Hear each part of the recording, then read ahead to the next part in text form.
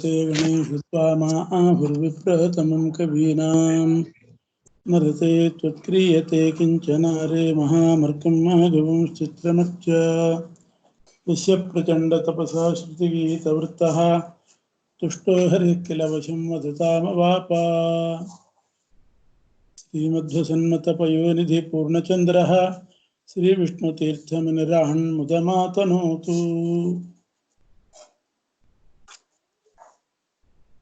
ಇವತ್ತು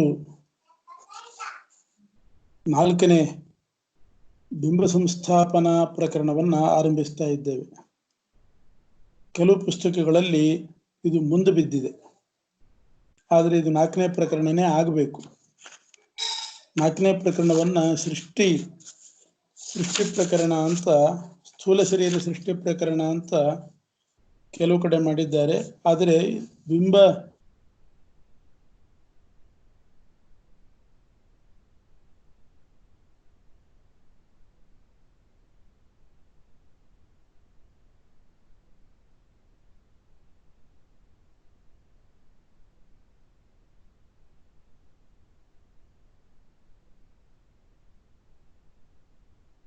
ಹೇಳುತ್ತಿಲ್ಲ ಸ್ವಾಮಿ. ಮೂರನೇ ಪ್ರಕರಣ ಬಿಂಬ ಪ್ರತಿಬಿಂಬ ಭಾವ ಪ್ರಕರಣ ಅಂತ ಬಂದದ್ರಿಂದ ಪರಮಾತ್ಮನು ಪ್ರತಿಬಿಂಬರಾದ ಜೀವರಲ್ಲಿ ಬಿಂಬರೂಪಿಯಾಗಿರ್ತಾನೆ ಅಂತ ಬಂತು. ಬಿಂಬರೂಪಿಯಾಗಿ ಹೇಗಿರ್ತಾನೆ ಅನ್ನೋ ಅದರ ವಿವರಣೆ ಮುಂದಿನ ಪ್ರಕರಣದಲ್ಲಿ ಬರಬೇಕಾದದ್ದೇ ನ್ಯಾಯ. ಅದರಿಂದ ನಾಲ್ಕನೆಯದ್ದು ಬಿಂಬ ಸಂಸ್ಥಾಪನ ಪ್ರಕರಣ. ಅಂದರೆ ಪ್ರತಿಬಿಂಬರಾದ ಜೀವರಲ್ಲಿ ಬಿಂಬರೂಪಿ ಪರಮಾತ್ಮ ಹೇಗೆ ನೆಲೆಸಿದ್ದಾನೆ ಅನ್ನೋದನ್ನ ತೋರಿಸ್ತಾ ಇದ್ದಾರೆ. ಜೀವರಲ್ಲಿ ಬಿಂಬರೂಪಿಯಾದ ಪರಮಾತ್ಮ ಹರಿನಾಮಕನಾಗಿರ್ತಾನೆ ಅಂತ ಹಿಂದಿನ ಪ್ರಕರಣದಲ್ಲಿ ಬಂತು.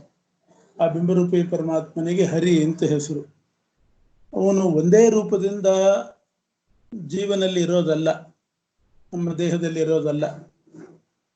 ಮುಖದಲ್ಲಿ ಅವನ ಮುಖ, ಕೈಯಲ್ಲಿ ಕೈ, ಕಾಲಿನಲ್ಲಿ ಕಾಲು, ಈ ಪ್ರಕಾರವಾಗಿರ್ತಾನೆ. ಆದರೆ ಅದು ಒಂದೇ ರೂಪದ ಮುಖ ಅಲ್ಲ. ಮತ್ತೆ ಮುಖದಲ್ಲಿ ಮುಖ ಇರ್ತದೆ ಅಂದ್ರೆ ಮುಖ ಅಂದ್ರೆ ಕೇವಲ ಒಂದು ಅವಯವ, ಅಪೂರ್ಣ ಅವಯವ ಆಗ್ತದೆ. ಆದರೆ ಭಗವಂತ ಹಂಗಲ್ಲ. ನಮ್ಮ ಮುಖದಲ್ಲಿ ಮುಖ ಇಟ್ಟಿರ್ತಾನೆ, ಅದು ಒಂದು ಪರಿಪೂರ್ಣವಾದ ರೂಪವೇ ಮುಖದ ಸ್ಥಾನದಲ್ಲಿ ಇರ್ತದೆ. ಕೈಯಲ್ಲಿ ಭಗವಂತ ಇದ್ದಾನೆ ಅಂದ್ರೆ, ಕೈಯಲ್ಲಿ ಕೈಯ ರೂಪದಿಂದ ಇದ್ದಾನೆ ಅಂತಂದ್ರೆ ಅದೊಂದು ಪರಿಪೂರ್ಣ ರೂಪವೇ, ಆದ್ರೆ ನಮ್ಮ ಕೈಯೊಳಗೆ ಇರ್ತದೆ ಅಷ್ಟೆ. ಅವನದ್ದು ರೂಪ ಮಾತ್ರ ಪರಿಪೂರ್ಣ ರೂಪ. ನಮ್ದು ಮುಖ ಬರೇ ಒಂದು ಪಾರ್ಟ್, ನಮ್ದು ಕೈ ಬರೇ ಒಂದು ಅವಯವ. ಆದರೆ ಭಗವಂತ ನಮ್ಮ ಕೈ ಒಳಗಿರುವಾಗ ಪೂರ್ಣ ರೂಪದಿಂದ ಇರ್ತಾನೆ.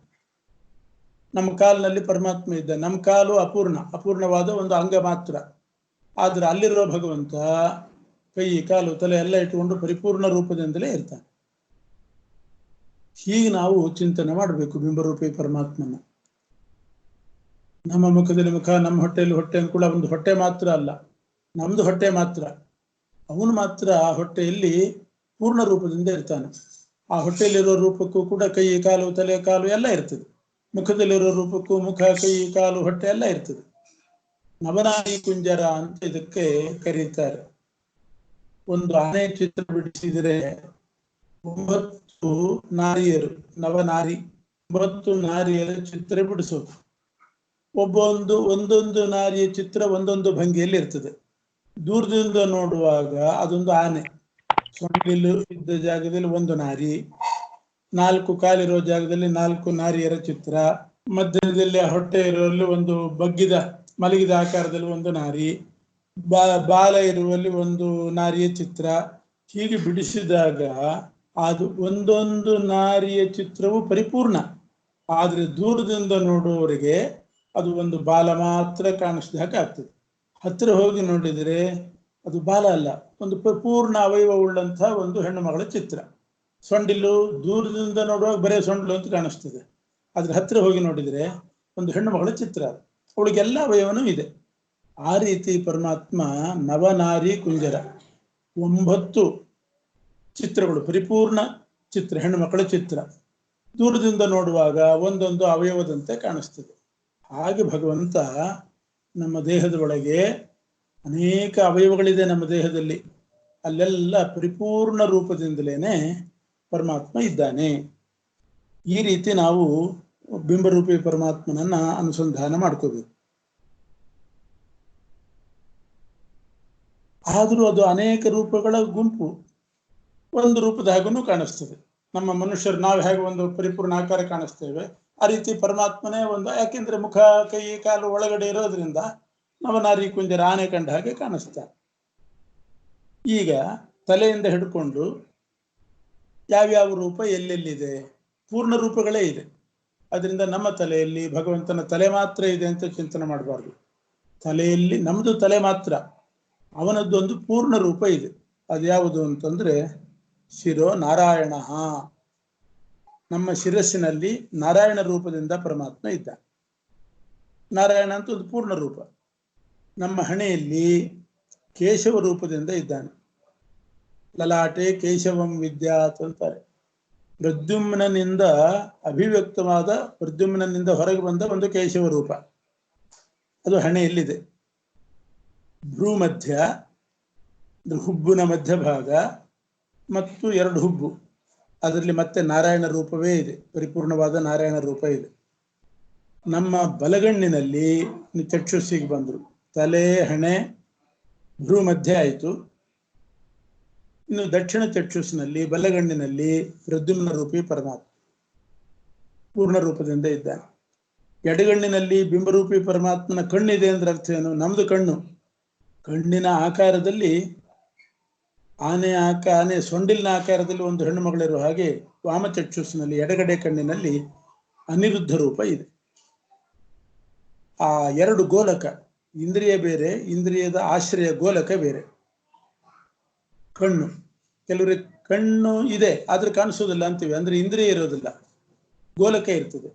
ಹಾಗೆ ಬಲಗಣ್ಣಿನ ಇಂದ್ರಿಯ, ಬಲಗಣ್ಣು ಅಂದ್ರೆ ಬಲಗಣ್ಣಿನ ಇಂದ್ರಿಯದಲ್ಲಿ ಪ್ರದ್ಯುಮ್ನ, ಎಡಗಡೆ ಕಣ್ಣು ಅಂದ್ರೆ ಆ ಇಂದ್ರಿಯದಲ್ಲಿ ಅನಿರುದ್ಧ. ಆ 2 ಗೋಲಕಗಳಲ್ಲಿ ಕಪಿಲ ನಾಮಕ ಪರಮಾತ್ಮ ಇದ್ದಾನೆ. ಇನ್ನು ಆ ಕಣ್ಣಿನೊಳಗೆ ಬಿಳಿ ಭಾಗ ಇದೆ, 2 ಕಣ್ಣಿನ ಒಳಗಡೆ ಬಿಳಿ ಭಾಗ ಇದೆ, ಅದರಲ್ಲಿ ರಾಮ ಇದ್ದಾನೆ. ಕಪ್ಪು ಭಾಗ ಇದೆ, ಕಣ್ಣಿನೊಳಗೆ ಒಂದಷ್ಟು ಕಪ್ಪು ಕಾಣಿಸ್ತದೆ, ಆ ಕಪ್ಪು ಭಾಗದಲ್ಲಿ ಕೃಷ್ಣ. ಕನೀನಿಕ ಅಂದ್ರೆ ನಕ್ಷತ್ರ ಅಂತೀವಿ, ಆ ಕಣ್ಣಿನ ಮಧ್ಯದಲ್ಲಿ ಒಂದು ನಕ್ಷತ್ರದ ಹಾಗೆ ಸಣ್ಣದಿರ್ತದೆ, ಅಲ್ಲಿ ಕಪಿಲ ನಾಮಕ ಪರಮಾತ್ಮ. ಇಷ್ಟು ಹೇಳಿದ್ರು. ಇನ್ನು ಶ್ರೋತ್ರೇಂದ್ರಿಯ, ಚಕ್ಷುಸ್ಸಾದ್ಮೇಲೆ ಅದರ ಪಕ್ಕದಲ್ಲಿ ಇರೋದು ಶ್ರೋತ್ರೇಂದ್ರಿಯ, ಅದು ಇಂದ್ರಿಯ ತಗೋಬೇಕು. ಇಂದ್ರಿಯದಲ್ಲಿ ವಾಸುದೇವ, ಅದರ ಗೋಳಕದಲ್ಲಿ ಅನಿರುದ್ಧ. ಕಿವಿ ಅಂತಂದ್ರೆ ನಮಗೆ ಕಾಣಿಸ್ತದೆ, ಇಂದ್ರಿಯ ಕಾಣಿಸೋದಿಲ್ಲ. ಕಿವಿ ಇರ್ತದೆ ಆದ್ರೆ ಕಿವಿ ಕೇಳಿಸಲ್ಲ ಅಂತಾರೆ, ಅಂದ್ರೆ ಆ ಇಂದ್ರಿಯ ಕೆಲಸ ಮಾಡ್ತಿರೋದಿಲ್ಲ. ಆ ಕಾಣದೇ ಇರುವ ಇಂದ್ರಿಯದಲ್ಲಿ ರಾಮ, ಇದು ವಾಸುದೇವ. ಗೋಳಕದಲ್ಲಿ ಅನಿರುದ್ಧ, 2 ಗೋಳಕದಲ್ಲಿ ಅನಿರುದ್ಧ. ಕಿವಿಯ ಪಕ್ಕಕ್ಕೆ ಬಂದರೆ ಕೆನ್ನೆ, 2 ಕೆನ್ನೆಗಳಲ್ಲಿ ಕಪೋಲ ದ್ವಯ ಅಂದ್ರೆ ಕೆನ್ನೆಗಳಲ್ಲಿ ಸಂಕರ್ಷಣ ಇದ್ದಾನೆ. ಇನ್ನು ಮೂಗು, ಅದರ ಪಕ್ಕದಲ್ಲೇ ಮೂಗು, ಘ್ರಾಣೇಂದ್ರಿಯ. ಮೂಗು ಬೇರೆ, ಘ್ರಾಣೇಂದ್ರಿಯ ಬೇರೆ. ಮೂಗಿದ್ದೇ ಇರ್ತದೆ, ಎಲ್ರಿಗೂ ಕಾಣಿಸ್ತದೆ, ಕೆಲವರಿಗೆ ಮೂಸಲಿಕ್ಕೆ ಬರಲ್ಲ. ಜ್ಞಾನದ ಅನುಭವನೇ, ಸುರಭಿ ದುರ್ಗಂಧ ಸುಗಂಧದ ಅನುಭವ ಬರ್ತದೆ, ಅದು ಇಂದ್ರಿಯ. ಘ್ರಾಣೇಂದ್ರಿಯದಲ್ಲಿ ಪ್ರದ್ಯುಮ್ನ, ಆ ಘ್ರಾಣೇಂದ್ರಿಯಕ್ಕೆ ಆಶ್ರಯವಾದ ಮೂಗಿದೆಯಲ್ಲ ಗೋಲಕ, ಅದರಲ್ಲಿ ನರಸಿಂಹ. ಮೇಲಿನ ತುಟಿಯಲ್ಲಿ ವಾಸುದೇವ, ಕೆಳಗಡೆ ತುಟಿಯಲ್ಲಿ ಸಂಕರ್ಷಣ. ಬಾಯಿ ಒಳಗೆ ಹೋದ್ರೆ ಮೇಲಿನ ಹಲ್ಲಿನ ಪಂಕ್ತಿ, ಮೇಲಿನ ಹಲ್ಲಿನ ಸಾಲಿನಲ್ಲಿ ಮತ್ತು ಕೆಳಗಿನ ಹಲ್ಲು ಸಾಲು, ಮೇಲೆ ಕೆಳಗಿನ ಊರ್ಧ್ವ ಅಧರ ದಂತಗಳಲ್ಲಿ ಪ್ರದ್ಯುಮ್ನ ಇದ್ದಾನೆ. ಬಾಯಿ ಒಳಗೆ ರಸನೇಂದ್ರಿಯ ಇದೆ, ರುಚಿಯನ್ನು ಗ್ರಹಿಸುವುದು ರಸನೇಂದ್ರಿಯ, ಅದರಲ್ಲಿ ಸಂಕರ್ಷಣ. ಆ ರಸನೇಂದ್ರಿಯಕ್ಕೆ ಆಧಾರ ನಾಲಿಗೆ, ನಾಲಿಗೆ ಬೇರೆ, ನಾಲಿಗೆಯಲ್ಲಿ ಇಂದ್ರಿಯ ಬೇರೆ. ಆ ಗೋಲಕದಲ್ಲಿ ಜಿಹ್ವ ಅಂತ ಅದಕ್ಕೆ ಹೆಸರು, ಜಿಹ್ವ. ಆ ಗೋಲಕದಲ್ಲಿರೋದು ಸಂಕರ್ಷಣ. ರಸನೇಂದ್ರಿಯದಲ್ಲಿ ಸಂಕರ್ಷಣ, ಗೋಲಕದಲ್ಲಿಯೂ ಸಂಕರ್ಷಣ, ಅಲ್ಲಿ 2ಕ್ಕೂ ಒಂದೇ ರೂಪ. ಅದೇ ಬಾಯಿ ಒಳಗೆ ವಾಗೀಂದ್ರಿಯ ಇದೆ, ವಾಗೀಂದ್ರಿಯದಲ್ಲಿ ವಾಸುದೇವನನ್ನ ಚಿಂತನೆ ಮಾಡಬೇಕು. ವಾಸುದೇವನೇ ಬಿಂಬರೂಪಿಯಾಗಿರ್ತಾನೆ. ಆ ವಾಗೀಂದ್ರಿಯಕ್ಕೆ ಆಧಾರವಾದದ್ದು ಬಾಯಿ, ಮುಖ, ಗೋಲಕ ಮುಖ, ಅದರಲ್ಲಿ ಪರಶುರಾಮ ದೇವರು ಇರ್ತಾರೆ.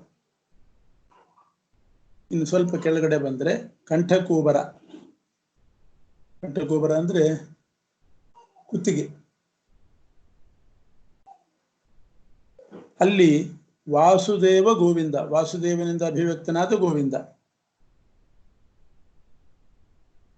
ಕುತ್ತಿಗೆ ಬಲಭಾಗ, ಬಲಗಿವಿಯ ಕೆಳಗಡೆ ಇರ್ತದೆ ಬಲಭಾಗ. ಅಲ್ಲಿ ವರಾಹನಿಂದ ಉದ್ಭೂತನಾದ ಅಂದ್ರೆ ಹೊರಗೆ ಬಂದಂಥ ತ್ರಿವಿಕ್ರಮ. ಎಡಗಡೆ ಕಂಧರ, ಕುತ್ತಿಗೆ, ಎಡಗಡೆ ಕುತ್ತಿಗೆ, ಕುತ್ತಿಗೆ ಎಡಭಾಗ. ನಾರಾಯಣನಿಂದ ಹೊರಗೆ ಬಂದಂತಹ ಋಷಿಕೇಶನನ್ನ ಕುತ್ತಿಗೆ. 3 ಭಾಗ ಆಯ್ತು ಕುತ್ತಿಗೆ. ಕಕುತ್ ಅಂದ್ರೆ ಹಿಂಭಾಗ, ಬಾಯ ಕೆಳಗಡೆ ಇರೋದನ್ನ ನಾವು ಕುತ್ತಿಗೆ ಅಂತೀವಿ, ಅದ್ರ ಹಿಂಭಾಗ ಹೆಡಕು ಅಂತೀವಿ.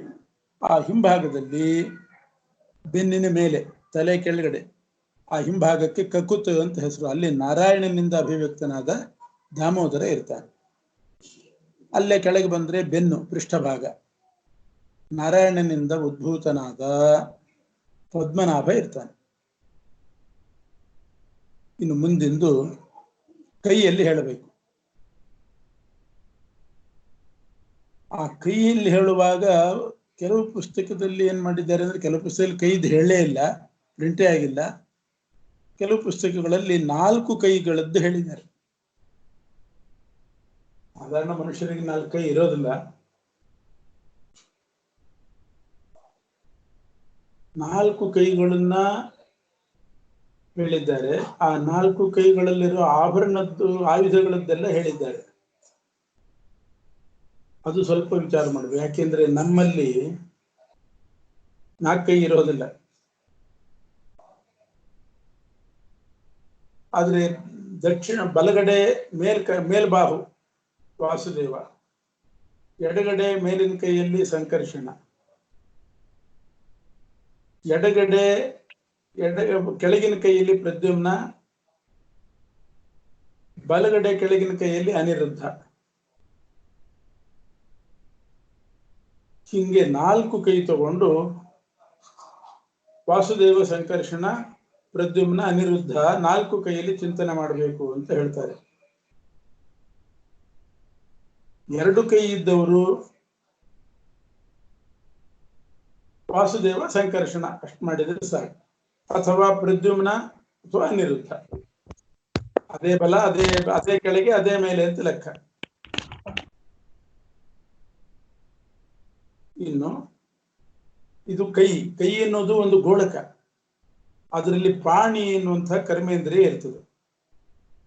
ಕೈ ಗೋಳಕ ಆದ್ರೆ ಅದರಲ್ಲಿ ಪಾಣಿ ಎನ್ನುವ ಇಂದ್ರಿಯ.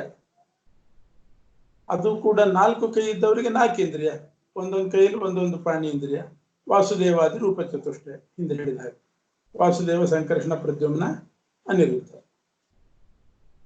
ಆಮೇಲೆ ಕೈಯಲ್ಲಿರ್ತಕ್ಕಂಥ ಪದ್ಮ, ಧ್ವಜ, ಆ ಚಿಹ್ನೆ,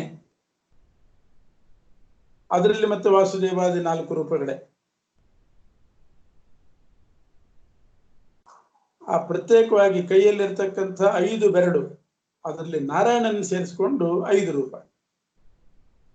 5 ಬೆರಳಾದ್ರಿಂದ ನಾರಾಯಣಾದಿ ಪಂಚರೂಪ. ಇನ್ನು ಬಲಗಡೆ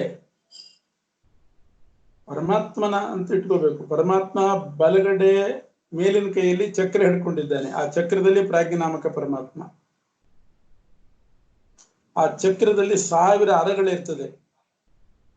ಅಲ್ಲಿ ವಿಶ್ವಾದಿ 1000 ರೂಪಗಳು. ವಿಶ್ವ ವಿಷ್ಣು ಷಟ್ಕಾರ 1000 ಅರಗಳಲ್ಲಿ 1000 ರೂಪ ಚಕ್ರದ್ದು. ಎಡಗಡೆ ಮೇಲ್ಭಾಗದಲ್ಲಿ ಗದೆ ಹಿಡ್ಕೊಂಡಿರ್ತಾನೆ, ಅಲ್ಲಿ ತುರಿಯ ರೂಪ.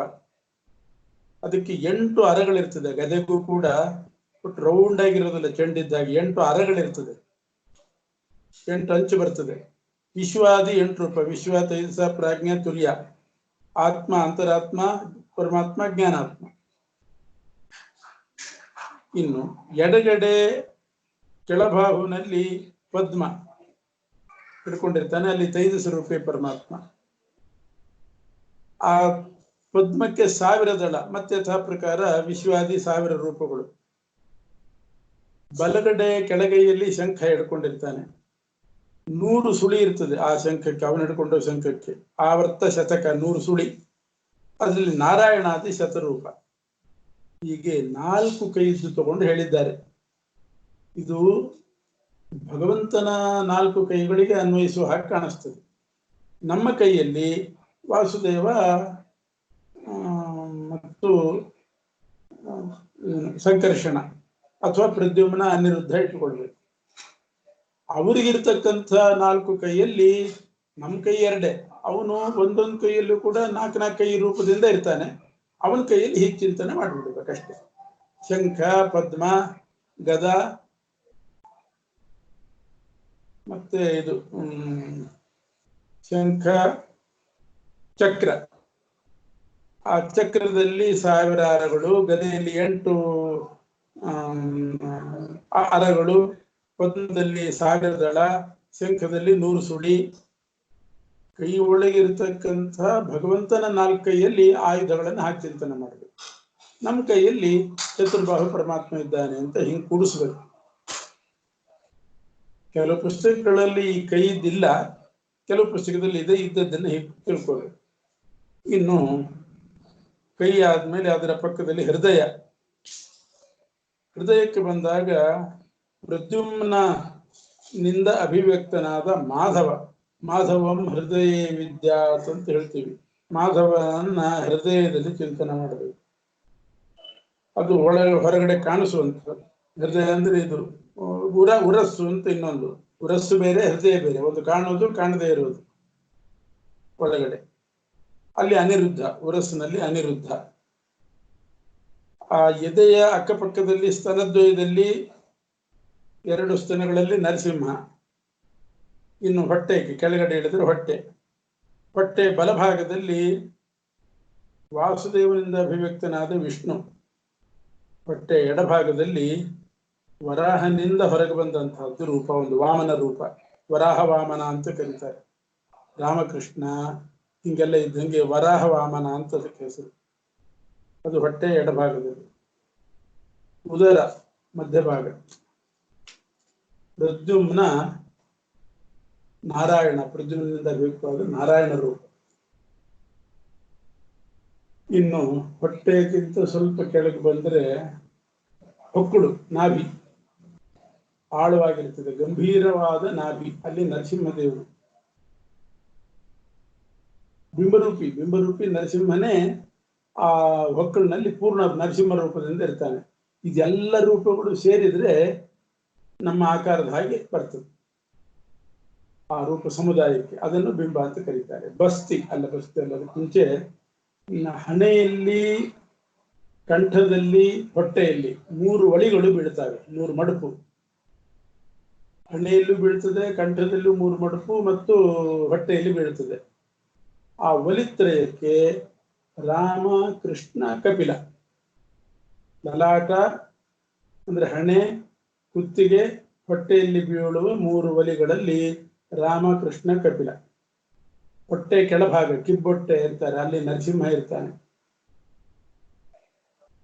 ಇನ್ನು ಕೆಳಗಡೆ ಬಂದ್ರೆ ಮೂತ್ರ ವಿಸರ್ಜನಾಂಗ, ಅಲ್ಲಿ ವಾಸುದೇವ. ಅಲ್ಲಿ ಒಂದು ಇಂದ್ರಿಯ ಇದೆ, ಅದಕ್ಕೆ ಉಪಸ್ಥ ಅಂತ ಕರೀತಾರೆ. ಒಂದು ಗೋಳಕ, ಒಂದು ಇಂದ್ರಿಯ. ಮೇಢ್ರ ಅಂತ ಆ ಗೋಳಕಕ್ಕೆ ಹೆಸರು, ಅಲ್ಲಿ ವಾಸುದೇವ. ಅಲ್ಲಿರೋ ಇಂದ್ರಿಯ ಉಪಸ್ಥ ಅಂತ ಅದಕ್ಕೆ ಹೆಸರು, ಅಲ್ಲಿ ನಾರಾಯಣ.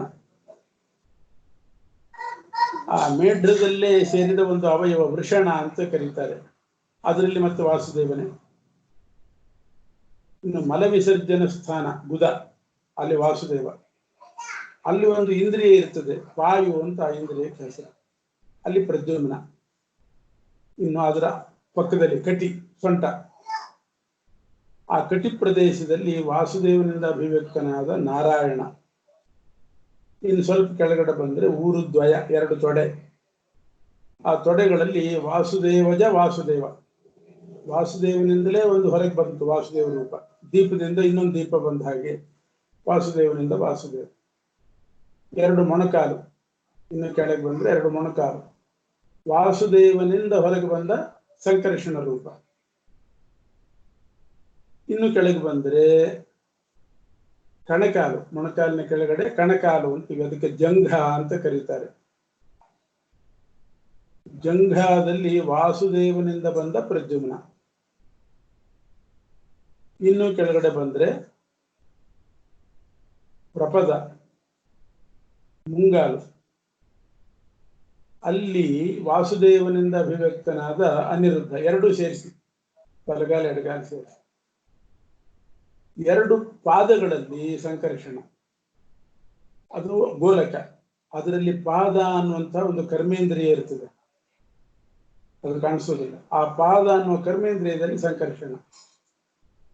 ಕಾಲಿನಲ್ಲಿರ್ತಕ್ಕಂಥ ಧ್ವಜ, ವಜ್ರ, ಅಂಕುಶ, ಕಮಲ, ಈ ರೇಖೆಗಳಿರ್ತದೆ, ಲಾಂಛನ. ಅದರಲ್ಲಿ ವಾಸುದೇವಾದಿ 4 ರೂಪಗಳು: ಧ್ವಜ, ವಜ್ರ, ಅಂಕುಶ, ಕಮಲ, 4 ರೂಪ.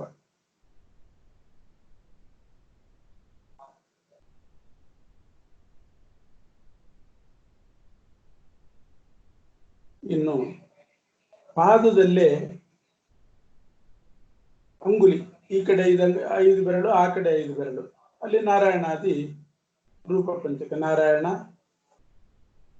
ವಾಸುದೇವ, ಸಂಕರ್ಷಣ, ಪ್ರದ್ಯುಮ್ನ, ಅನಿರುದ್ಧ.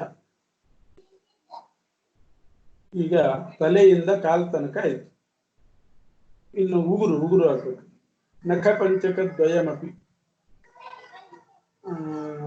5 ಉಗುರು, ಅಲ್ಲಿ ಮತ್ತೆ ನಾರಾಯಣಾದಿ ಪಂಚರೂಪ.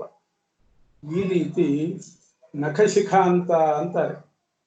ನಖಶಿಖಾಂತ ಅಲ್ಲ, ಇಲ್ಲಿ ಶಿಖಂದ ತಲೆಯಿಂದ ಹಿಡಿದು ನಖದ ತನಕ ಹೇಳಿದರು ಭಗವಂತನ ರೂಪಗಳನ್ನ. ಇನ್ನು ಟೋಟಲ್ ಆಗಿ ಹೇಳ್ತಾರೆ, ಇಡೀ ದೇಹದಲ್ಲಿ ವ್ಯಾಪಿಸಿ ತ್ವಗಿಂದ್ರಿಯ ಇರ್ತದೆ. ಯಾಕೆಂದ್ರೆ ಎಲ್ಲಿ ಮುಟ್ಟಿದ್ರೂ ನಮಗೆ ಬಿಸಿ ತಣ್ಣಗೆ ಅನುಭವ ಬರ್ತದೆ. ಪೂರ್ತಿ ದೇಹದಲ್ಲಿ ವ್ಯಾಪಿಸಿದ್ದು ತ್ವಗಿಂದ್ರಿಯ, ಅಲ್ಲಿ ಸಂಕರ್ಷಣ ಇದ್ದಾನೆ. ಆ ತ್ವಗಿಂದ್ರಿಯಕ್ಕೆ ಆಧಾರ ಗೋಳಕ, ಚರ್ಮ. ಆ ಚರ್ಮದಲ್ಲಿ ನಾರಾಯಣ ಇದ್ದಾನೆ. ಇನ್ನು ಇದಿಷ್ಟು ಇದಾಯಿತು. ಇನ್ನು ಮನಸ್ಸಿನಲ್ಲಿ ಅನಿರುದ್ಧ. ಆ ಮನಸ್ಸಿಗೆ ಗೋಳಕವಿರ್ತದೆ, ಹೃದಯ ಅಂತ ಕರೀತಾರೆ ಅದನ್ನ. ಮನಸ್ಸು ಇಂದ್ರಿಯ, ಹೃದಯ ಗೋಳಕ. ಅದರಲ್ಲಿ ಪ್ರದ್ಯುಮ್ನಿಂದ ಅಭಿವ್ಯಕ್ತನಾದ ಮಾಧವ. ಇನ್ನು ಮನಸ್ಸಿನಲ್ಲಿ 5 ಪ್ರಭೇದ ಇದೆ: ಮನಸ್ಸು, ಬುದ್ಧಿ, ಚಿತ್ತ, ಚೇತನ, ಅಹಂಕಾರ ಅಂತ 5 ಪ್ರಭೇದ ಮನಸ್ಸಿನಲ್ಲಿ. ಮನಸ್ಸು ಅಂದ್ರೆ ತುಂಬಾ ಗೊಂದಲಮಯವಾಗಿರ್ತದೆ. ಚಿತ್ತ ಅಂತಂದ್ರೆ ಸ್ಮರಣ ಶಕ್ತಿ, ಚೇತನ ಅಂದ್ರೆ ಬಹುಸ್ಮರಣ ಶಕ್ತಿ, ಬುದ್ಧಿ ಅಂದ್ರೆ ನಿರ್ಣಯ ಮಾಡೋದು, ಆಮೇಲೆ ಅಹಂಕಾರ ಅಂದ್ರೆ ನಾನು ಎನ್ನುವ ತಿಳುವಳಿಕೆ. ಇದು ಮನಸ್ಸಿನ 5 ಪ್ರಭೇದ. ಅದರಲ್ಲಿ ಮನಸ್ಸಿನಲ್ಲಿ ಯಾರಿರ್ತಾನೆ? ಅನಿರುದ್ಧ. ಅದರ ಗೋಳಕ ಹೃದಯದಲ್ಲಿ ಪ್ರದ್ಯುಮ್ನ, ಮಾಧವ.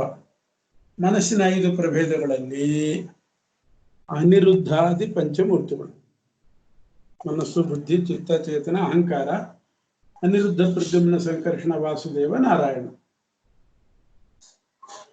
ಇನ್ನು ಉಳಿದದ್ದು ಕೇಶಮೂಲ. ತಲೆ ಮೇಲೆ ಕೇಶ, ತಲೆ ಕೂದಲು ಬೆಳೀತದಲ್ಲ, ಅದರ ಬುಡಭಾಗ, ಅಲ್ಲಿ ಸಂಕರ್ಷಣ ಇರ್ತಾನೆ. ಆ ತಲೆ ಬುರುಡೆಯ ಮೇಲ್ಭಾಗದಲ್ಲಿ ವಾಸುದೇವ ಇರ್ತಾನೆ. ತಲೆ ಕೂದಲಿನ ಬುಡದಲ್ಲಿ ಸಂಕರ್ಷಣ, ಆ ತಲೆ ಬುರುಡೆಯ ಮೇಲ್ಭಾಗದಲ್ಲಿ ವಾಸುದೇವ. ಇನ್ನು ದೇಹದಲ್ಲಿರ್ತಕ್ಕಂಥ ರೋಮಗಳಲ್ಲೆಲ್ಲ ತಗೊಂಡ್ರೆ ನಾರಾಯಣ. ಇನ್ನು 7 ಧಾತುಗಳು, ದೇಹದಲ್ಲಿ 7 ಧಾತು ಇದೆ: ತ್ವಕ್, ಚರ್ಮ, ಮಾಂಸ, ರುಧಿರ, ಮೇಧಸ್ಸು, ಮಜ್ಜ, ಅಸ್ಥಿ ಅಂತ 7 ಧಾತುಗಳಿಂದ ದೇಹ ನಿರ್ಮಾಣ ಆಗಿರ್ತದೆ. 7 ಧಾತುಗಳು. ಅದರಲ್ಲಿ ತ್ವಕ್ಕಿಗೆ ಹೇಳೇ ಆಯಿತು, ತ್ವಗೀಂದ್ರಿಯ, ಸಂಕರ್ಷಣ, ಆಮೇಲೆ ಅದಕ್ಕೆ ಗೋಳಕ ಚರ್ಮ, ಅದರಲ್ಲಿ ನಾರಾಯಣ ಅಂತ ಹೇಳೇ ಆಯಿತು. ಇನ್ನು ಮಾಂಸ, ತ್ವಕ್, ಚರ್ಮ, ಮಾಂಸ, ಅದು 2 ಮೊದಲೇ ಹೇಳಿಬಿಟ್ಟಿದ್ದಾರೆ. ಮಾಂಸದಲ್ಲಿರೋದು ವರಾಹ, ರಕ್ತದಲ್ಲಿರುವವನು ನಾರಾಯಣ. ಮೇಧಸ್ಸು ಅಂದ್ರೆ ಕೊಬ್ಬು, ಅದರಲ್ಲಿ ಅನಿರುದ್ಧ. ಮಜ್ಜ ಅಂತ ಒಂದಿರ್ತದೆ. ಈ ಎಲುಬುಗಳನ್ನ ಜೋಡಿಸಲಿಕ್ಕೆ ಗ್ರೀಸ್ ಇದ್ದಾಗಿರ್ತದಂತೆ, ಅದು ಮಜ್ಜ. ಆ ಮಜ್ಜಗಳು 360 ಇರ್ತದೆ. ಅದರಲ್ಲಿ ಸಂಕರ್ಷಣನ 360 ಮೂರ್ತಿಗಳು ಮಜ್ಜಾದಲ್ಲಿವೆ. ಹಾಗೆ 360 ಎಲುಬುಗಳಿರ್ತದೆ. ಅದರಲ್ಲಿ 360 ರೂಪದಿಂದ ಅನಿರುದ್ಧ ಇದ್ದಾನೆ. ಅನಿರುದ್ಧನ 360 ರೂಪ ಎಲುಬುಗಳಲ್ಲಿ, ಸಂಕರ್ಷಣನ 360 ರೂಪ ಮಜ್ಜಾದಲ್ಲಿ. ಇಷ್ಟ ಆಯ್ತಾ? ಸಪ್ತಧಾತುಗಳದ್ದಾಯ್ತು. ಈಗ ಇನ್ನು ಪ್ರಾಣಾಪಾನ ವ್ಯಾನೋದಾನ ಸಮಾನ ಅವು ನಮ್ಮ ದೇಹದಲ್ಲಿದೆ. ಅದ್ರ ಕೆಲಸ ಏನು ಅನ್ನೋದು 5 ರೂಪದ ವಾಯುದೇವರು, ವಾಯುದೇವರ ಮಕ್ಕಳು ಇದ್ದಾರೆ. ಅವರದ್ದೆಲ್ಲ ಏನು ಕಾರ್ಯ ಅಂತ ಪ್ರತ್ಯೇಕ ಪ್ರಕರಣ ಇದೆ, ಇಲ್ಲಿ ಸುಮ್ಮನೆ ಬೆಳೆಸೋದಿಲ್ಲ. ಪ್ರಾಣಾಪಾನ ವ್ಯಾನೋದಾನ ಸಮಾನಗಳಲ್ಲಿ ಪ್ರಾಣನಲ್ಲಿ ನಾರಾಯಣ, ಅಪಾನನಲ್ಲಿ ವಾಸುದೇವ, ವ್ಯಾನನಲ್ಲಿ ಸಂಕರ್ಷಣ, ಉದಾನನಲ್ಲಿ ಪ್ರದ್ಯುಮ್ನ, ಸಮಾನನಲ್ಲಿ ಅನಿರುದ್ಧ. ಹೀಗೆ ಪಂಚಪ್ರಾಣಗಳಲ್ಲಿ ಭಗವಂತ ನಾರಾಯಣ, ವಾಸುದೇವ, ಸಂಕರ್ಷಣ, ಪ್ರದ್ಯುಮ್ನ, ಅನಿರುದ್ಧ ರೂಪದಿಂದ ಇರ್ತಾನೆ. ಇನ್ನು ದೇಹದಲ್ಲಿ 5 ಕೋಶ ಇದೆ. ಅನ್ನಮಯ ಕೋಶ, ಪ್ರಾಣಮಯ ಕೋಶ, ಮನೋಮಯ ಕೋಶ, ವಿಜ್ಞಾನಮಯ, ಆನಂದಮಯ. ಅನ್ನಮಯ, ಪ್ರಾಣಮಯ, ಮನೋಮಯ, ವಿಜ್ಞಾನಮಯ, ಆನಂದಮಯ ಅಂತ ಕರೀತಾರೆ. ಅನ್ನಮಯ ಕೋಶ ಅಂದ್ರೆ ಬೇರೇನೂ ಅಲ್ಲ, ಪೃಥ್ವಿ ಭಾಗ. ದೇಹದಲ್ಲಿರ್ತಕ್ಕಂಥ ಪೃಥ್ವಿ, ಅಪು, ತೇಜಸ್ಸು, ಇದಕ್ಕೆ ಅನ್ನಮಯ ಭಾಗ, ಅನ್ನಮಯ ಕೋಶ ಅಂತ ಕರೀತಾರೆ. ಪ್ರಾಣಮಯ ಕೋಶ ಅಂತಂದ್ರೆ ವಾಯು. ಮನೋಮಯ ಕೋಶ ಅಂತಂದ್ರೆ ವಾಯು, ಆಕಾಶ ಎರಡು ಪ್ರಾಣಮಯ ಕೋಶ. ಮನೋಮಯ ಕೋಶ ಅಂದ್ರೆ ಮನಸ್ಸು. ವಿಜ್ಞಾನಮಯ ಕೋಶ ಅಂತಂದ್ರೆ ಮಹತ್ತತ್ವ. ಆನಂದಮಯ ಕೋಶ ಅಂದ್ರೆ ಅವ್ಯಕ್ತ ತತ್ವ. ಹಿಂಗರ್ಥ.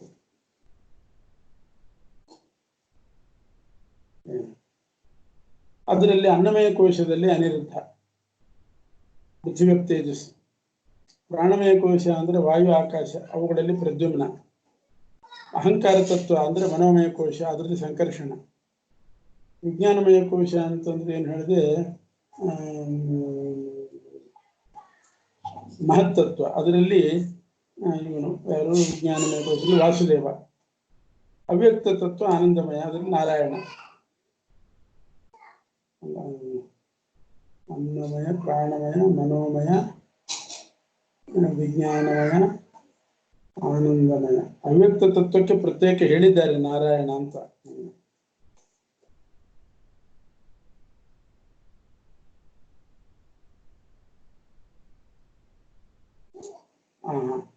ಬುದ್ಧಿ ತತ್ವಕ್ಕೆ ವಿಜ್ಞಾನಮಯ ಅಂತ.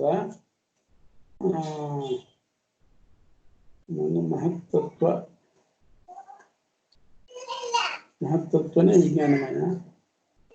ಆಮೇಲೆ ಮಹತ್ತತ್ವ ಆದ್ಮೇಲೆ ಅವ್ಯಕ್ತ ತತ್ವ, ಅದರಲ್ಲಿ ನಾರಾಯಣ. ಸ್ವಲ್ಪ ಕನ್ಫ್ಯೂಸ್ ಆಯ್ತು, ಇದನ್ನ ನಾಳೆ ಹೇಳ್ತೀನಿ. ಅನ್ನಮಯ, ಪ್ರಾಣಮಯ, ಮನೋಮಯ, ವಿಜ್ಞಾನಮಯ ಕೋಶ, ಮನಸ್ಸು, ಇದು ವಿಜ್ಞಾನಮಯ ಕೋಶ. ಬುದ್ಧಿ ತತ್ವ ಅದು ವಿಜ್ಞಾನಮಯ ಕೋಶ. ಬುದ್ಧಿ ತತ್ವ ಆದಮೇಲೆ ಮಹತ್ತತ್ವ ಮತ್ತು ಅವ್ಯಕ್ತ ತತ್ವ ಹಿಂಗಿದೆ. ಇದರಲ್ಲಿ ಆನಂದಮಯ ಕೋಶ ಅಂದ್ರೆ ಮಹತ್ತತ್ವ ಇಟ್ಕೋಬೇಕಾಗ್ತದೆ, ನಾರಾಯಣ. ಅವ್ಯಕ್ತ ತತ್ವ ಅಲ್ಲ, ಆನಂದಮಯ ಕೋಶ ಅಂದ್ರೇನೆ ಇದು ಅವ್ಯಕ್ತ ತತ್ವ. ಪ್ರತ್ಯೇಕ ಅವ್ಯಕ್ತ ತತ್ವ ಅಂತ ಒಂದು ತಗೊಂಡಿದ್ದಾರೆ, ಅದು ಆನಂದಮಯ ಕೋಶಕ್ಕೆ ಹೇಳೋದು. ಇರಲಿ.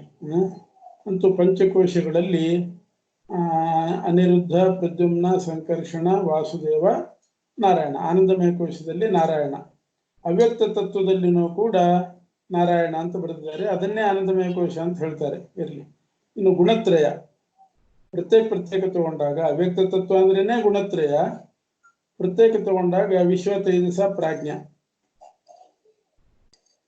ಮಹತ್ತತ್ವ ತಗೊಂಡಾಗ ವಾಸುದೇವ. ಅಹಂಕಾರ ತತ್ವದಲ್ಲಿ ಸಂಕರ್ಷಣ. ಇವರು ಅನ್ನಮಯ ಕೋಶ, ಪ್ರಾಣಮಯ ಕೋಶ, ಮನೋಮಯ ಕೋಶ, ವಿಜ್ಞಾನಮಯ ಕೋಶ, ಆನಂದಮಯ ಕೋಶ ಅಂತ ಒಂದು ಪ್ರತ್ಯೇಕನೇ ಇಟ್ಕೊಂಡಿದ್ದಾರೆ. ಅದರಲ್ಲಿ ಅನಿರುದ್ಧ, ಪ್ರದ್ಯುಮ್ನ, ಸಂಕರ್ಷಣ, ವಾಸುದೇವ, ನಾರಾಯಣ. ಆಮೇಲೆ ಅವ್ಯಕ್ತ ತತ್ವದಲ್ಲಿ ನಾರಾಯಣ, ಗುಣತ್ರಯದಲ್ಲಿ ವಿಶ್ವ ತೇಜಸ ಪ್ರಾಜ್ಞ, ಸತ್ವರಜಸ್ತಮ ಗುಣಗಳಲ್ಲಿ ಮಹತ್ತತ್ವದಲ್ಲಿ ವಾಸುದೇವ, ಅಹಂಕಾರ ತತ್ವದಲ್ಲಿ ಸಂಕರ್ಷಣ, ವಿಜ್ಞಾನ ತತ್ವದಲ್ಲಿ ಪ್ರದ್ಯುಮ್ನ, ಮನಸ್ತತ್ವದಲ್ಲಿ ಅನಿರುದ್ಧ, ಆಕಾಶ ಹೀಗೆ ತಗೊಂಡು ಆ ಥರ ಮಾಡಿದ್ದಾರೆ. ಆದ್ರಿಂದ ಕೋಶ ಅಂದ್ರೆ ಅಷ್ಟೇ ಇಟ್ಕೊಳ್ಬೇಕು, ಅದರ ವಿಕಾರ ಅಂತ ಮಾಡ್ಕೋಬೇಕು. ತತ್ವದ ವಿಕಾರ ಕೋಶ, ಆ ತತ್ವಗಳಲ್ಲಿ ಈ ರೂಪ ಅಂತ ವಿಭಾಗ ಮಾಡ್ಕೊಂಡ್ಬಿಟ್ರೆ ಸರಿ ಹೋಗ್ತದೆ. ಹಾಗೂ ಮಾಡಿದ್ದುಂಟು ಉಪನಿಷತ್ತುಗಳಲ್ಲಿ. ಆದ್ರಿಂದ ಅನ್ನಮಯ, ಪ್ರಾಣಮಯ, ಮನೋಮಯ, ವಿಜ್ಞಾನಮಯ, ಆನಂದಮಯ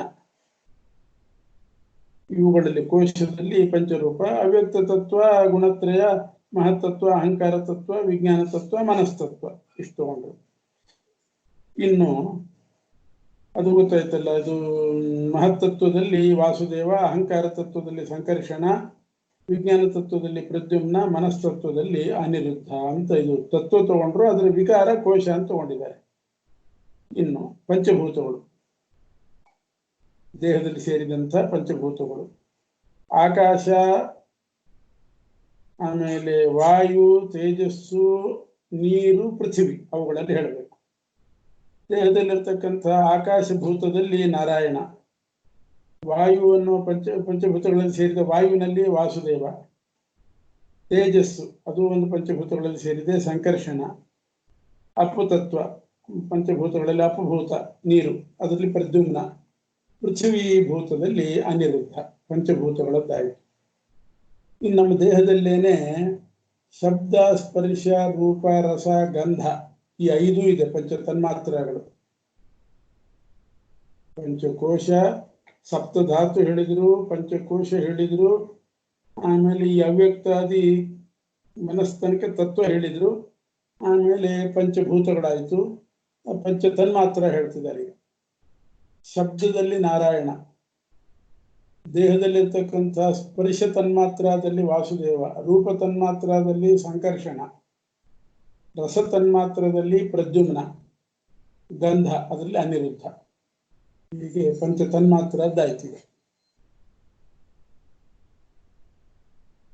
ಮೊದಲು ಬಹಳ ಚೆನ್ನಾಗಿ ಮಾಡಿದ್ದಾರೆ. ಮೊದಲು ತಲೆಯಿಂದ ಹಿಡ್ಕೊಂಡು ಪಾದದ ತನಕ ಹೇಳ್ತಾ ಬಂದರು, ನಮಗೇನೇನು ಕಾಣಿಸ್ತದೆ ಅದೆಲ್ಲ. ಆಮೇಲೆ ತ್ವಕ್ ಚರ್ಮದ್ದು ಹೇಳಿದ್ರು, ಅದು ಇಡೀ ದೇಹದಲ್ಲಿ ವ್ಯಾಪ್ತ. ಮನಸ್ಸಿಂದ ಹೇಳಿದ್ರು, ಮನಸ್ಸು, ಮನಸ್ಸಿನ ವಿಕಾರ ಅದನ್ನು ಹೇಳಿದ್ರು.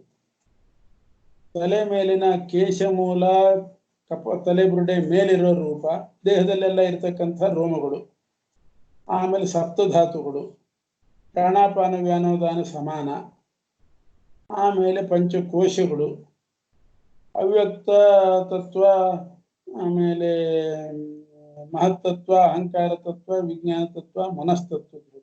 ಪಂಚಭೂತಗಳು ಹೇಳಿದ್ರು, ಪಂಚ ತನ್ಮಾತ್ರ ಆಯ್ತು. ಇನ್ನು ಉಳಿದದ್ದು ನಾಡಿ, ದೇಹದಲ್ಲಿರುವ ನಾಡಿಗಳು. ಪೃಷ್ಠಭಾಗದಲ್ಲಿ ವಜ್ರಿಕಾ ಅಂತ ಒಂದು ನಾಡಿ. ಪೃಷ್ಠಭಾಗ ಅಂದ್ರೆ ಹಿಂಗಿಟ್ಕೋಬೇಕು, ಸುಷುಮ್ನಾ ನಾಡಿ ಅಂತ ಒಂದು ನಾಡಿ ಇದೆ. ಮೂಲಾಧಾರದಿಂದ ಹಿಡಿದು ತಲೆ ತನಕ ಹಬ್ಬಿರ್ತದೆ. ಅದಕ್ಕೆ 5 ಪ್ರಭೇದಗಳು. ಮಧ್ಯದಲ್ಲಿರೋದು ಬ್ರಹ್ಮನಾಡಿ, ಅದರ ಹಿಂದೆ ವಜ್ರಿಕಾ, ಪೃಷ್ಠಭಾಗದಲ್ಲಿ ಅಂದ್ರೆ ಆ ಸುಷುಮ್ನಾ ನಾಡಿ 5 ಉಪನಾಡಿಗಳಿಂದ ಕೂಡಿದ ಒಂದು ನಾಡಿ. ಮಧ್ಯದ್ದು ಬ್ರಹ್ಮನಾಡಿ, ಅದರ ಹಿಂಭಾಗದಲ್ಲಿರೋದು ವಜ್ರಿಕಾ ಅನ್ನುವಂಥ ನಾಡಿ. ಅಲ್ಲಿ ಹಸಿರು ಬಣ್ಣದ ಪ್ರದ್ಯುಮ್ನ ಇರ್ತಾನೆ. ಬ್ರಹ್ಮನಾಡಿಯ ವಾಮಭಾಗದಲ್ಲಿ, ಎಡಭಾಗದಲ್ಲಿ ಆರ್ಯಾನಾಡಿ, ಅಲ್ಲಿ ನೀಲವರ್ಣ ಅನಿರುದ್ಧ. ಬ್ರಹ್ಮನಾಡಿಯ ಮುಂಭಾಗದಲ್ಲಿ ಪ್ರಕಾಶಿನಿ ನಾಡಿ, ಅಲ್ಲಿ ಶುಕ್ಲವರ್ಣದ ವಾಸುದೇವ. ಬ್ರಹ್ಮನಾಡಿಯ ದಕ್ಷಿಣ ಭಾಗದಲ್ಲಿ ವೈದ್ಯುತಾ ನಾಡಿ, ಅಲ್ಲಿ ಪಿಂಗಲ ವರ್ಣ ಒಂಥರ ಹಳದಿ ಕೆಂಪು ಮಿಶ್ರಿತ, ಈ ಹುಲಿ ಕಣ್ಣಿರ್ತದಲ್ಲ ಪಿಂಗಲ ವರ್ಣ ಅಂತಾರೆ ಅದಕ್ಕೆ, ಆ ಥರದ ಒಂದು ರೀತಿ ಹಳದಿ ಕೆಂಪು ಮಿಶ್ರಿತ ಆ ಪಿಂಗಲ ವರ್ಣದ ಸಂಕರ್ಷಣ ಇರ್ತಾನೆ. ಮಧ್ಯದ್ದು ಬ್ರಹ್ಮನಾಡಿ, ಆ ಬ್ರಹ್ಮನಾಡಿಯಲ್ಲಿ ರಕ್ತವರ್ಣ ನಾರಾಯಣ. ಹೀಗೆ ಪಂಚನಾಡಿಗಳಲ್ಲಿ ಸ್ಥೂಲವಾಗಿ ಹೇಳಿದರು. ಅಂದ್ರೆ ಇದು ಸುಷುಮ್ನಾ ನಾಡಿಯ ವಿಚಾರ ಆಯ್ತು ಇಲ್ಲಿಗೆ. ಈ ಸುಷುಮ್ನಾ ನಾಡಿಯ 4 ಭಾಗದಲ್ಲಿ 100 ನಾಡಿಗಳು ಬರ್ತದೆ. ಸ್ವಲ್ಪ ವಿಸ್ತಾರಕ್ಕೆ ಹೋದರೆ, ಸಂಕ್ಷಿಪ್ತವಾಗಿ ಪಂಚನಾಡಿ, ಸ್ವಲ್ಪ ವಿಸ್ತಾರಕ್ಕೆ ಹೋದರೆ ಸುಷುಮ್ನಾದ 4 ದಿಕ್ಕಿನಲ್ಲಿ ಸೇರಿ 100 ನಾಡಿ. ಅದರಲ್ಲಿ ನಾರಾಯಣಾದಿ ಶತರೂಪಗಳು.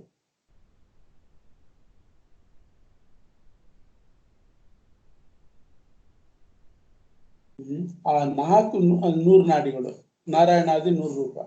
ಆ 100 ನಾಡಿಗಳಲ್ಲಿಯೂ ಕೂಡ 4 ಪ್ರಧಾನ ನಾಡಿ. 100 ನಾಡಿಯಲ್ಲೂ 4 ಪ್ರಧಾನ, ಅದು 4 ದಿಕ್ಕಿನಲ್ಲಿ ಇರ್ತದೆ. ಪಶ್ಚಿಮದಲ್ಲಿ ವಜ್ರಿಕ, ಎಡಭಾಗದಲ್ಲಿ ಪಶ್ಚಿಮ ಅಂದ್ರೆ ಪೃಷ್ಠ ಅಂತ ಇಟ್ಕೋಬೇಕು, ಹಿಂಭಾಗದಲ್ಲಿ ವಜ್ರಿಕ, ವಾಮಭಾಗದಲ್ಲಿ ಇಡ, ಎದುರು ಭಾಗದಲ್ಲಿ ಧಾರಿಣಿ ನಾಡಿ, ದಕ್ಷಿಣ ಭಾಗದಲ್ಲಿ ಪಿಂಗಲ. ಹೀಗೆ 4 ದಿಕ್ಕಿನಲ್ಲಿ 4. ಅದರಲ್ಲಿ ವಜ್ರಿಕಾದಲ್ಲಿ ಪ್ರದ್ಯುಮ್ನ, ಎಡಭಾಗದ ಇಡ ನಾಡಿಯಲ್ಲಿ ಅನಿರುದ್ಧ, ಮುಂದಿರುವ ಧಾರಿಣಿ ನಾಡಿಯಲ್ಲಿ ವಾಸುದೇವ, ದಕ್ಷಿಣ ಭಾಗದಲ್ಲಿ ಪಿಂಗಲ ನಾಡಿ ಸಂಕರ್ಷಣ ಇರ್ತಾನೆ.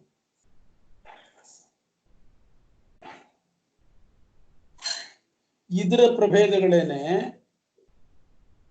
ಒಟ್ಟು 72,000 ನಾಡಿ ಆಗುತ್ತೆ.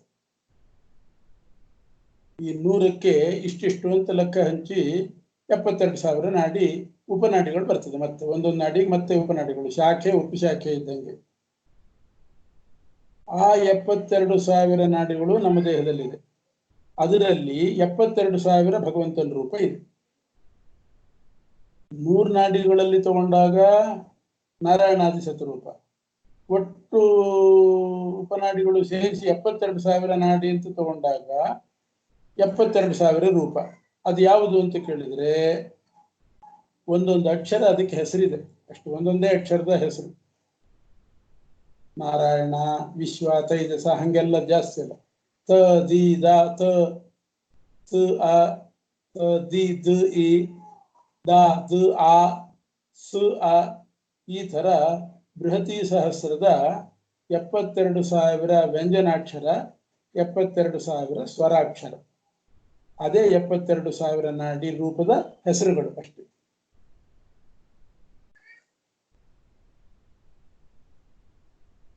ಅದರಲ್ಲಿಯೂ ಕೂಡ 72,000 ನಾಡಿಗಳಲ್ಲಿಯೂ ಕೂಡ ಬಲಭಾಗದಲ್ಲಿ 36, ಎಡಭಾಗದಲ್ಲಿ 36, ಆ ಥರ ಇದೆ. ಬಲಭಾಗದಲ್ಲಿ 36,000 ನಾಡಿಗಳಲ್ಲಿ ಬೃಹತಿ ಸಹಸ್ರ ಅಂತ ಒಂದು 1000 ಮಂತ್ರದ ಒಂದು ಗ್ರಂಥ. ಅದರಲ್ಲಿ 36,000 ಸ್ವರ, 36,000 ವ್ಯಂಜನಾಕ್ಷರಗಳಿದೆ. ನಮ್ಮ ದೇಹದ ಬಲಭಾಗದಲ್ಲಿ 36,000 ನಾಡಿಗಳಲ್ಲಿ ಸ್ವರಾಕ್ಷರ ವಾಚ್ಯನಾದ ಪರಮಾತ್ಮ ಇದ್ದಾನೆ. 36 ಸ್ವರ ಇದೆ. ಇದು 36,000 ಸ್ವರಗಳು. ಬೃಹತಿ ಸಹಸ್ರದಲ್ಲಿ 36,000 ಸ್ವರ. ಆ ಸ್ವರಗಳೇ ಅದಕ್ಕೆ ಹೆಸರು. ಎಡಭಾಗದಲ್ಲಿ 36,000 ರೂಪಗಳಿದೆ, ಪುರುಷ ರೂಪ. ಎಡಭಾಗದಲ್ಲಿರೋದು ಸ್ತ್ರೀ ರೂಪ, ಬಲಭಾಗದಲ್ಲಿರೋದು ಪುರುಷ ರೂಪ. ಅದು 36 ಸ್ವರವೇ ಅದಕ್ಕೆ ಹೆಸರು. ಎಡಭಾಗದಲ್ಲಿ 36,000 ನಾಡಿ, ಅದರಲ್ಲಿ 36,000 ರೂಪ. ಅದರ ಹೆಸರೇನು ಅಂತ ಕೇಳಿದ್ರೆ ಬೃಹತಿ ಸಹಸ್ರದಲ್ಲಿ 36,000 ವ್ಯಂಜನ ಬರ್ತದೆ. ಆ ವ್ಯಂಜನಾಕ್ಷರಗಳೇ ಒಂದೊಂದು ರೂಪದ ಹೆಸರು. ಇಷ್ಟು ತದಿದಾಸ ಭುವನೇಶು ಜ್ಯೇಷ್ಠಂ ಹಿಂಗ ಪ್ರಾರಂಭ ಆಗ್ತದೆ.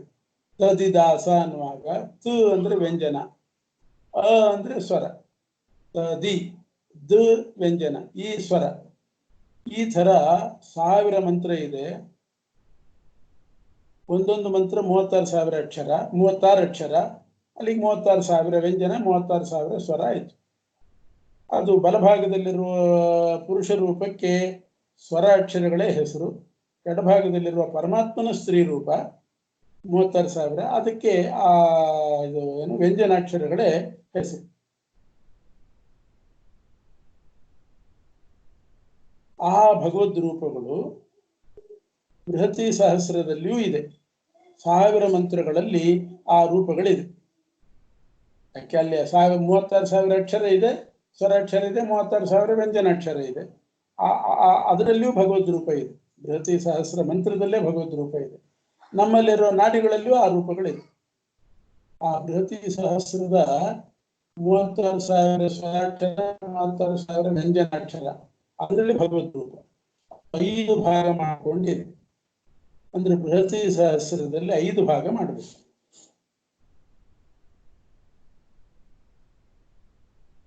ಮೊದಲು ಆ ರೂಪದ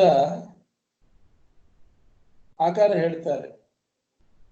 ಆ ಮಸ್ತಕದಲ್ಲಿ, ಹಣೆ ಇಲ್ಲದಿದ್ದು ತಲೆಯಲ್ಲಿ ಕಿರೀಟಾದಿ ಆಭರಣಗಳೆಲ್ಲ ಇದೆ ಆ ರೂಪಕ್ಕೆ. ಬೃಹತಿ ಸಹಸ್ರದಲ್ಲಿರುವ ಅಥವಾ ನಮ್ಮ ನಾಡಿಯಲ್ಲಿರ್ತಕ್ಕಂಥ ಭಗವದ್ ರೂಪಕ್ಕೆ ತಲೆಯಲ್ಲಿ ಕಿರೀಟಾದಿ ಆಭರಣಗಳು. ಆ ಆಭರಣ ಯಾವುದು ಅಂದ್ರೆ ಜಡ ಆಭರಣ ಅಲ್ಲ, ವಜ್ರದ ಅಂಗಡಿಯಲ್ಲಿ ಮಾಡಿದ್ದಲ್ಲ, ಅನಿರುದ್ಧನಿಂದ ಹೊರಟಂಥ ಮತ್ಸ್ಯರೂಪಿ ಪರಮಾತ್ಮನೇ ತಲೆ ಮೇಲಿರುವ ಕಿರೀಟಾದಿ ಆಭರಣ. ಕಿವಿಗಳಲ್ಲಿ ಕುಂಡಲಾದಿಗಳಿದೆ, ಅದು ಅನಿರುದ್ಧನಿಂದ ಬಂದಂಥ ಅನಿರುದ್ಧ ಕೂರ್ಮ. ಕಂಠದಲ್ಲಿರುವ ಆಭರಣಗಳಲ್ಲೆಲ್ಲ ಅನಿರುದ್ಧ ವರಾಹ. ಹೀಗೆ ಚಿಂತನೆ ಮಾಡಬೇಕು. ಇನ್ನು ಎದೆಯಲ್ಲಿ ಇನ್ನು 5 ಭಾಗ ಮಾಡ್ಕೋಬೇಕು.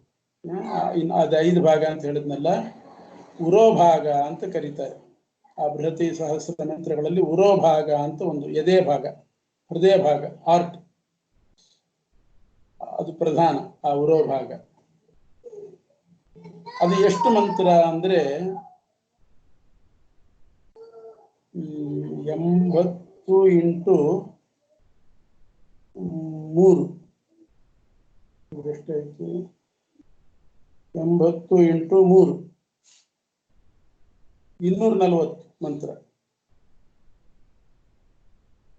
ಅದಕ್ಕೆ ತ್ರಿಚಾಶೀತಿ ಅಂತ ಹೆಸರು. ಒಂದು ಭಾಗ ಅದು. ಮೊದಲು ಒಂದು ಭಾಗ ಮಾಡ್ಕೋಬೇಕು. ತ್ರಿಚಾಶೀತಿ. ತ್ರಿಚಾಶೀತಿ ಅಂದ್ರೆ 80ರದ್ದು 3 ಭಾಗ, 3 ಗುಂಪು. ಅದರಲ್ಲಿ ಅದು ಎದೆ ಭಾಗ ಅಂತ ಭಾವಿಸಬೇಕು. ಅದರಲ್ಲಿ ಶುಕ್ಲವರ್ಣ ವಾಸುದೇವ ಇದ್ದಾನೆ.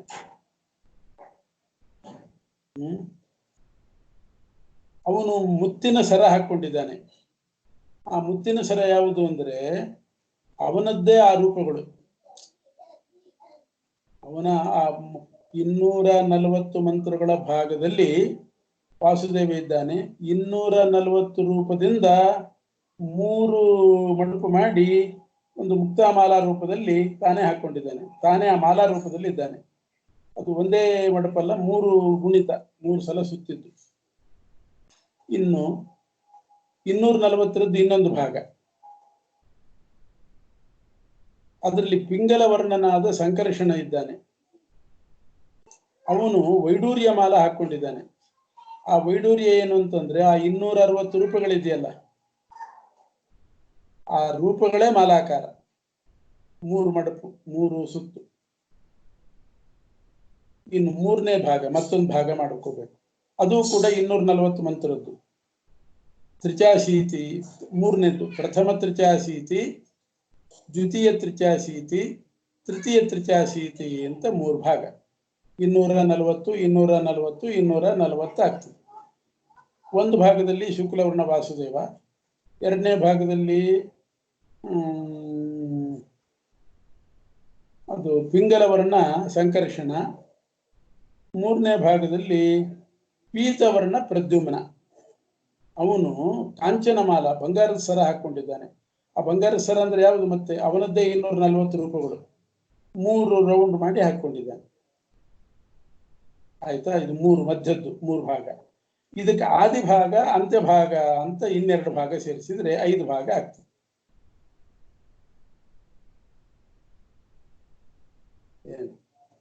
ಆದಿಭಾಗ ಅಂತ್ಯಭಾಗ ಅಂತ ಮಾಡಿಕೊಂಡಾಗ ಈ ಮೊದಲನೇ ತ್ರಿಚಾಶೀತಿ ಹೇಳಿದ್ವಲ್ಲ, ವಾಸುದೇವ ಇರೋದು, ಅದಕ್ಕಿಂತ ಮೊದಲಿರೋದು ಒಂದು ಭಾಗ, ಒಂದಿಷ್ಟು ಮಂತ್ರಗಳು.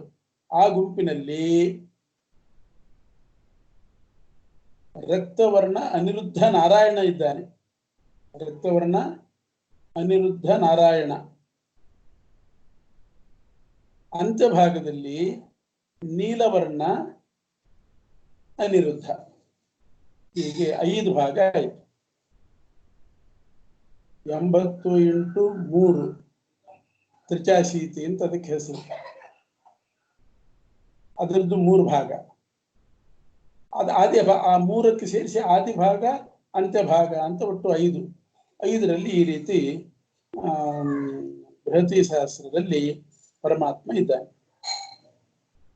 ಆ ಕೊನೆ ಭಾಗದಲ್ಲಿರುವವನು ನರಸಿಂಹ.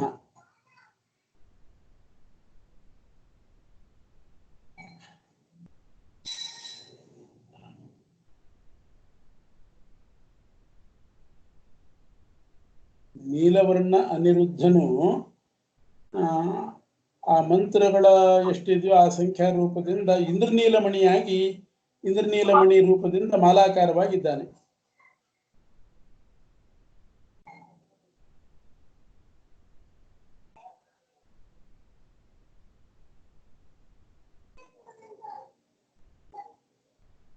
ಇಷ್ಟು.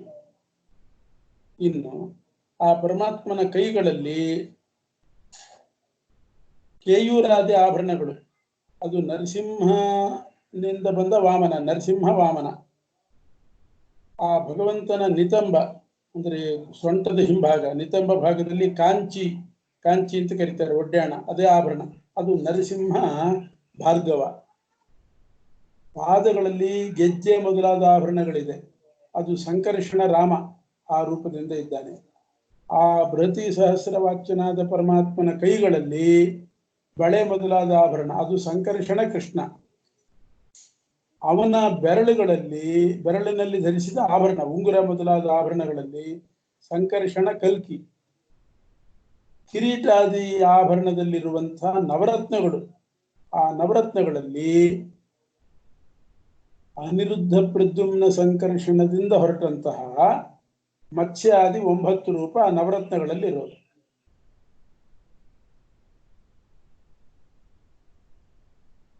ಇದಿಷ್ಟು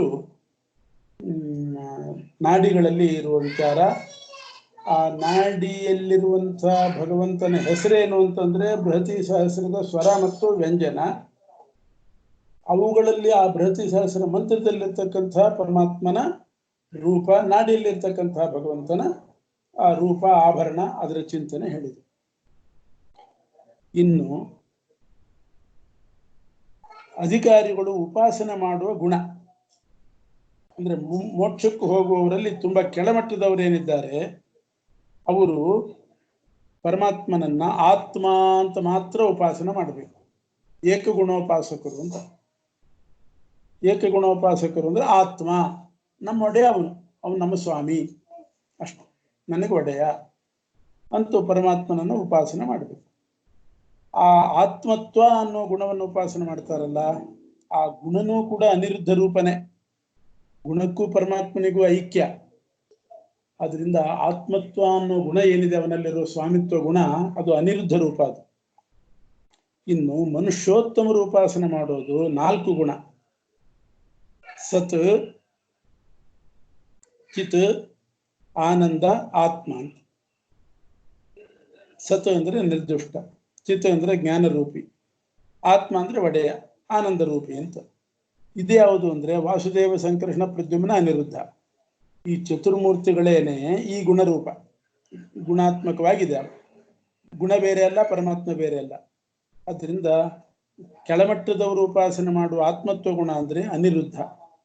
ಮೇಲಿನವರು ಉಪಾಸನೆ ಮಾಡುವ 4 ಗುಣಗಳು ಅಂದ್ರೆ ವಾಸುದೇವಾದಿ ಚತುರ್ಮೂರ್ತಿ ರೂಪ. ಅದೇ ಅವನೇ ಗುಣರೂಪದಿಂದ ಇದ್ದಾನೆ. ಅದೇ ರೀತಿ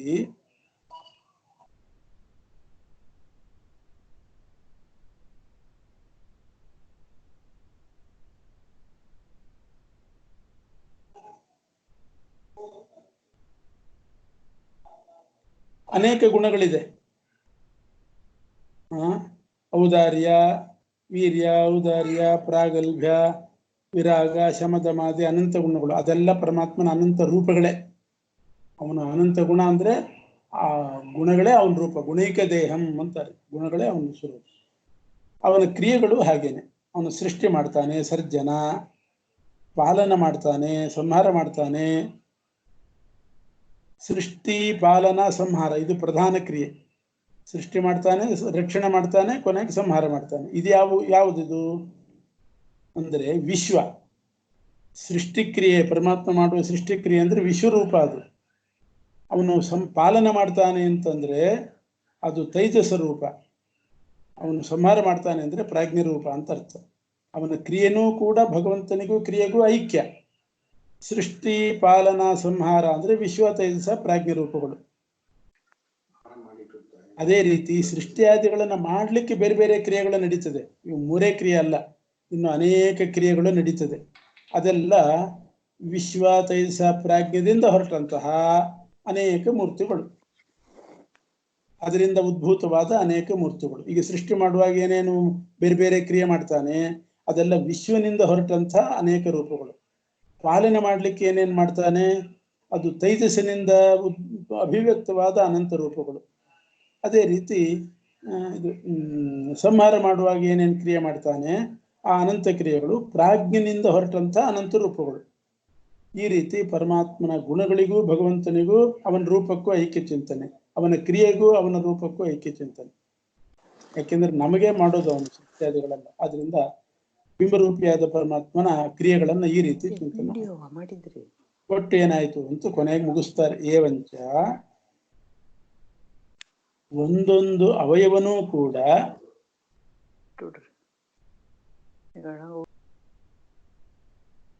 ಪ್ರತ್ಯೇಕ ಒಂದೊಂದು, ನಮ್ಮಲ್ಲಿರೋ ಒಂದೊಂದು ಅವಯವ ಅವನ ಪ್ರತ್ಯೇಕ ಒಂದೊಂದು ರೂಪ. ಆ ಅವಯವದಲ್ಲಿರ್ತಕ್ಕಂಥ ಅವಯವ ಏನಿದೆ ಅದು ಕೂಡ ರೂಪಾಂತರಾತ್ಮಕ. ಅದು ಅವನ ಇನ್ನೊಂದು ರೂಪವೇ. ಅದ್ರ ಮೇಲೆ ಪುನಃ ಇನ್ನೊಂದು ರೂಪ. ಹೀಗೆ ಒಂದೊಂದು ರೂಪವು ಅನಂತ ರೂಪಾಂತರಾತ್ಮಕ. ಗುಣಗಳು ಹಾಗೆ, ಒಂದೊಂದು ಗುಣವು ಅನೇಕ ಗುಣಾತ್ಮಕ ಆಗ್ತದೆ. ಒಂದೊಂದು ಕ್ರಿಯೆನೂ ಕೂಡ ಅನಂತ ಕ್ರಿಯಾರೂಪ ಆಗ್ತದೆ. ಅದು ಅನಂತ ರೂಪ, ಭಗವಂತನ ಅನಂತ ರೂಪಾತ್ಮಕ ಆಗ್ತದೆ. ಹೀಗೆ ಒಂದು ಕ್ರಿಯೆನೂ ಅನಂತ ಕ್ರಿಯಾತ್ಮಕ. ರೂಪಗಳಿಗೆಲ್ಲ ಐಕ್ಯ. ಒಂದು ಗುಣ ಅನಂತ ಗುಣಾತ್ಮಕ. ನಮ್ಮಲ್ಲಿ ಒಂದು ಗುಣ ಇದ್ರೆ ಅದು ಒಂದೇ ಗುಣ. ಜ್ಞಾನ ಅಂದ್ರೆ ಜ್ಞಾನ ಮಾತ್ರ. ಪರಮಾತ್ಮನಲ್ಲಿ ಜ್ಞಾನ ಅನ್ನೋ ಒಂದು ಗುಣ ಇದ್ರೆ ಅದು ಎಲ್ಲಾ ಗುಣದ ಕೆಲಸನೂ ಆಗ್ತದೆ. ಅಂಥದ್ದು ಅನೇಕ ಗುಣ ಇದೆ. ಈಗ ನಮಗೆ ಎರಡು ಕೈ ಬೇಕು, ಕೆಲವರು ಒಂದೇ ಕೈಯಿಂದ ಎರಡು ಕೈ ಕೆಲಸ ಮಾಡ್ತಾರೆ. ಹಾಗೆ ಭಗವಂತನ ಒಂದೇ ಗುಣ ಎಲ್ಲಾ ಗುಣದ ಕೆಲಸ ಮಾಡ್ತದೆ. ಎಲ್ಲಾ ಗುಣದ ಪ್ರಭಾವ ಒಂದು ಗುಣಕ್ಕಿದೆ. ಅಂಥದ್ದು ಅನಂತ ಗುಣಗಳಿದೆ. ಒಂದು ಕ್ರಿಯೆ ಎಲ್ಲಾ ಕ್ರಿಯೆಯ ಸ್ವರೂಪನೂ ಆಗಿದೆ. ಒಂದು ರೂಪ ಅನಂತ ರೂಪಾತ್ಮಕ ಆಗಿದೆ. ರಾಮ ಅಂದ್ರೆ ಬರೇ ರಾಮ ಅಲ್ಲ, ಅದು ಕೃಷ್ಣನೂ ಹೌದು, ಬುದ್ಧ, ಕಲಿಕಿನೂ ಹೌದು. ಈ ರೀತಿ ಬಿಂಬರೂಪಿಯಾಗಿರ್ತಕ್ಕಂತಹ ಪರಮಾತ್ಮ ತನ್ನ ಸಂಸ್ಥಾನ ಅಂತಂದ್ರೆ ನಮ್ಮ ದೇಹದೊಳಗೆ ಹೇಗೆ ನೆಲೆಸಿದ್ದಾನೆ ಅಂತನ್ನೋದನ್ನ ಈ ಪ್ರಕರಣದಲ್ಲಿ ತಿಳಿಸಿದ್ದಾರೆ. ಇನ್ನು ಮುಂದೆ ಸ್ಥೂಲ ಶರೀರ ಸೃಷ್ಟಿ ಪ್ರಕರಣ ಪ್ರಾರಂಭ ಆಗ್ತದೆ. ಅದನ್ನು ನಾಳೆ ದಿವಸ ನೋಡೋಣ. ಕೃಷ್ಣಾರ್ಪಣ ಮಸ್ತು. ಪ್ರಸಾದ ನಮಸ್ಕಾರ.